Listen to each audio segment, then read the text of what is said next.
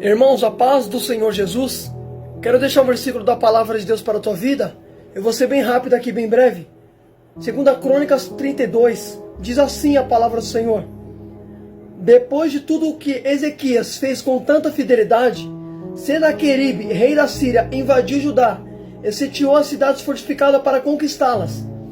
Quando Ezequias viu que Senaqueribe pretendia guerrear contra Jerusalém, consultou os seus oficiais, os comandantes do exército, sobre a ideia de mandar fechar a passagem das águas das fontes, que está fora da cidade.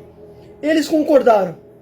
Assim ajuntaram-se homens e fecharam todas as fontes do riacho, que atravessava a região. Eles diziam: por que deixar o rei da Síria, para que venha e encontre toda essa água? Irmãos, olha que negócio interessante. Percebe um detalhe. A palavra do Senhor vai dizer que depois que Ezequias purificou o templo do Senhor, depois que Ezequias celebrou a Páscoa, conforme estava escrito na lei, a Bíblia diz no capítulo de número 32, presta atenção: depois de tudo que Ezequias fez com tanta fidelidade, Senaqueribe, rei da Síria, invadiu Judá. Perceba um detalhe. Senaqueribe, ele vai invadir Judá depois que Ezequias fez as coisas com fidelidade. Então percebe que a palavra está dizendo: depois que Ezequias fez tudo com fidelidade, Senaqueribe invade Judá. Percebe que Senaqueribe vai cutucar alguém que é fiel. Senaqueribe vai tentar pelejar contra alguém que tem fidelidade em Deus. Percebe que o inimigo só vai mexer com quem é fiel. Pode perceber, filho. Olha o que a palavra diz. Depois que Ezequias fez tudo com fidelidade, Senaqueribe invadiu Judá. Percebe que Senaqueribe está vindo com um exército poderoso para atacar alguém que é fiel. Filho, o inimigo só mexe com quem tem fidelidade em Deus, com aqueles que é fiel. Você quer ver uma coisa? Eu vou te provar. Lá em Apocalipse 12, 17. Olha o que está escrito. Depois que o dragão cai, que simboliza o diabo, olha o que está escrito em Apocalipse 12. Presta atenção. Apocalipse 12, 17. O dragão irou-se contra a mulher e saiu para guerrear com o restante da sua descendência, os que obedecem os mandamentos de Deus e mantêm fiel ao testemunho de Jesus. Espera aí. A Bíblia diz, Apocalipse 12, 17, que o dragão, ele vai se irar com a mulher e contra aqueles que têm os seus mandamentos e mantêm fiéis os testemunhos de Jesus. São esses que o inimigo se levanta, com aqueles que são fiel, filho. Eita glória, olha Senaqueribe atacando Ezequias porque Ezequias é fiel. Segura isso aqui, olha que negócio tremendo. Só que a palavra só vai dizer que quando Ezequias viu que Senaqueribe ia invadir Judá, a Bíblia diz que Ezequias falou assim, ó: feche as fontes. Por que deixar Senaqueribe encontrar essas águas? A Bíblia diz que Ezequias, ele vai preservar as fontes das águas. Por quê? Porque Senaqueribe poderia tomar posse da fonte. Então Ezequias vai guardar a fonte. O que Jesus falou para a mulher samaritana? Eu sou a fonte de água viva. Então percebe que o inimigo queria tomar posse do que? Da fonte. Jesus é a fonte, filho. Se tem uma coisa que você não tem que guardar, é a presença. Guarda a presença, filho. Preserva a presença. Porque o inimigo quer tirar a fonte de você. A fonte é Jesus. Ele quer arrancar a presença, filho. Eita glória. Pode perceber, filho, que Ezequias falou assim, ó: guarda a fonte. Por que deixar o rei da Síria encontrar essas águas? Então percebe que Ezequias deu ordem para os seus oficiais cercar a fonte de água. Olha que negócio tremendo, irmão. Só que a palavra só vai dizer assim, presta atenção. No versículo número 5, 2 Crônicas 32, 5, vai dizer assim: depois, com grande empenho, reparou todos os trechos quebrados do muro e construiu torre sobre ele. Construiu outro muro no lado de fora do primeiro, e reforçou o muro da cidade de Davi, e mandou fazer também muitas lanças e escudo. Olha que tremendo. Quando Ezequias viu que Senaqueribe estava disposto a lutar contra ele, quando Ezequias viu que o inimigo estava determinado, queria invadir Judá, iria invadir Jerusalém, a Bíblia diz, no versículo número 5, Ezequias com os homens teve muito empenho para reparar os trechos quebrados do muro. Então perceba um detalhe. Quando o inimigo ia vir lutar contra ele, os muros estavam quebrados, tinha brecha no muro. Só que a Bíblia diz que Ezequias começou a fazer reparo no muro. Então percebe, o inimigo se levantou para ele consertar o muro. Não, vou repetir isso aqui, pelo amor de Deus, irmão, você tem que entender isso. Olha que tremendo. Quando Senaqueribe foi lutar contra Judá, a Bíblia diz que Ezequias, com alguns homens, teve empenho em reparar o muro. Então perceba um detalhe, o muro estava desconcertado, mas quando o inimigo se levantou, Ezequias consertou o muro. Sabe o que significa isso? Deus permite o inimigo se levantar, que é para você se consertar, filho. Tem coisa na tua vida que está fora da linha, por isso que Deus permite o inimigo se levantar, que é para você, filho, colocar as coisas alinhadas. É tempo, filho, de se consertar, filho. Olha por que Deus permitiu o inimigo se levantar contra Ezequias. Para ele reparar o muro, para ele fechar as brechas do muro, para ele reforçar o muro, para ele consertar o muro que estava quebrado. Tem coisa na minha e na tua vida que Deus permite, que é para a gente se endireitar. Eita Jesus, aleluia, glória a Deus. Eita Pai, olha que negócio interessante, eu vou resumir.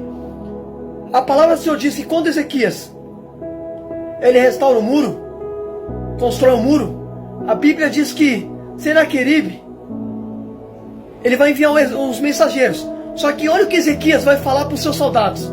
Olha o que Ezequias disse no versículo número 7.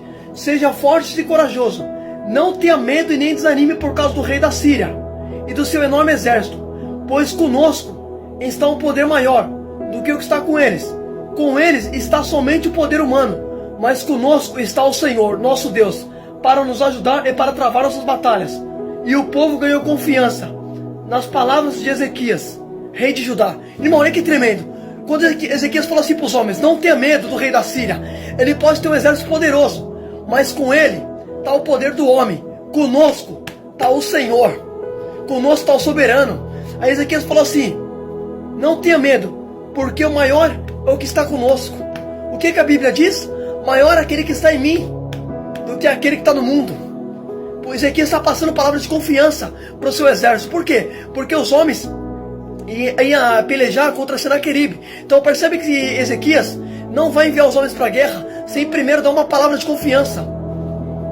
Porque é isso que incentiva os homens a ir para a guerra. É palavra de confiança, filho. Pode perceber que Ezequias falou assim, não tenha medo. Com eles está o poder do homem, mas conosco está o poder do Senhor. Glória a Deus. Conosco o poder que está conosco é maior. Olha que tremendo. Só que escuta isso aqui. A Bíblia diz que os homens, o povo, ganhou confiança quando ouviu as palavras de Ezequias. Olha que tremendo.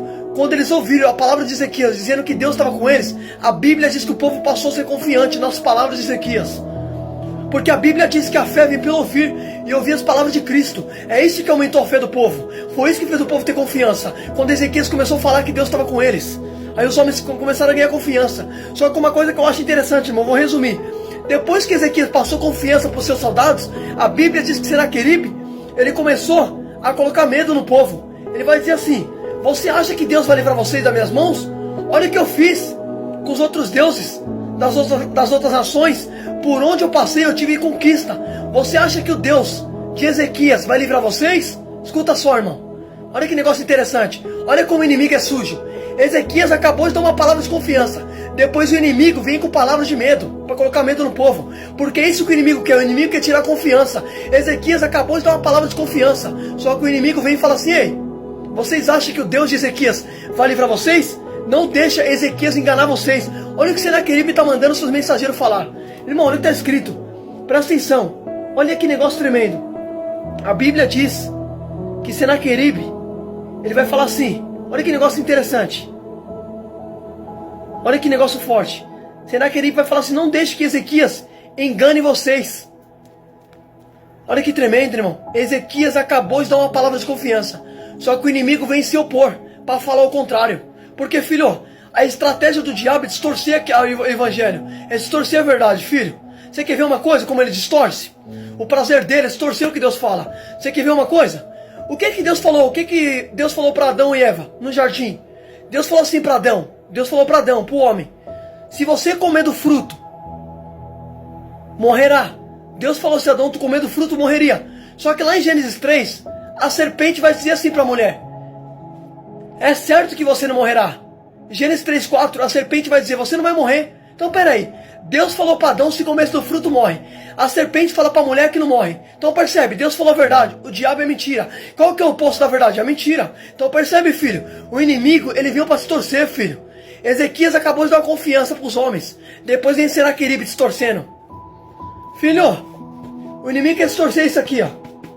Quando a gente começa a falar de Bíblia, filho, eita glória, eu vou falar, Jesus. Só que olha que negócio interessante. A Bíblia diz que Senaqueribe, ele começa a insultar o Senhor. Olha que tremendo, ele começou a insultar Deus. Quando ele começou a insultar Deus, dizendo assim: Deus não vai livrar você das minhas mãos. Olha o que eu fiz, começou a ficar soberbo. Por causa das vitórias que ele tinha. Por onde ele passava, esse rei, ele tinha vitória. Só que dessa vez, ele vai afrontar o Deus verdadeiro.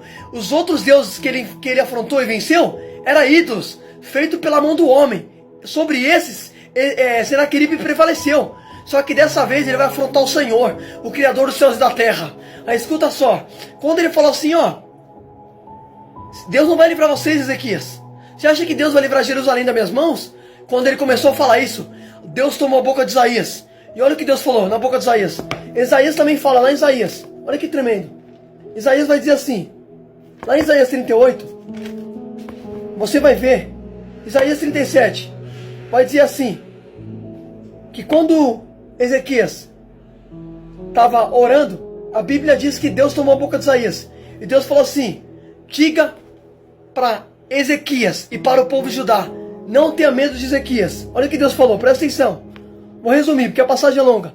Lá no versículo número 33, olha o que Deus falou: por isso, assim diz o Senhor acerca do rei da Síria: ele não entrará nessa cidade, não atirará aqui uma flecha sequer, não virá diante dela com escudo, nem construirá rampa de cerco contra ela.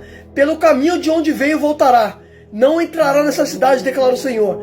Eu defenderei essa cidade e salvarei por amor de mim e por amor de Davi, o meu servo. Então o anjo do Senhor saiu e matou 180 mil homens no acampamento do sírio. Quando o povo se levantou na manhã seguinte, viu que só havia cadáveres. Assim Senaqueribe, rei da Síria, fugiu do acampamento e voltou para Nínive e lá ficou. Peraí, segura isso aqui.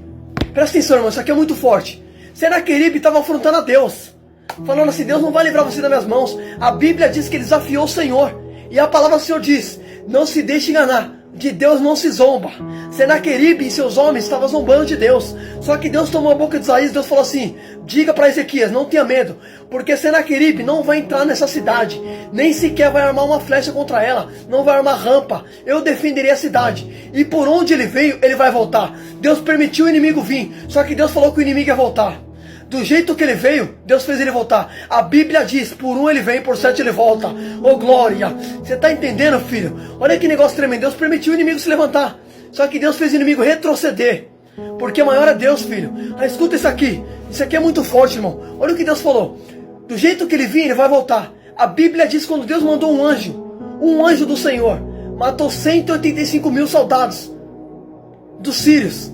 Quando Senaqueribe viu aquilo, ele fugiu e voltou para Nínive, e lá ficou. O que Deus tinha falado? Que ele ia voltar de onde ele veio. Quando ele viu que o soldado foi morto, o grupo inteiro do soldado dele foi perecido. A Bíblia diz que ele voltou para onde?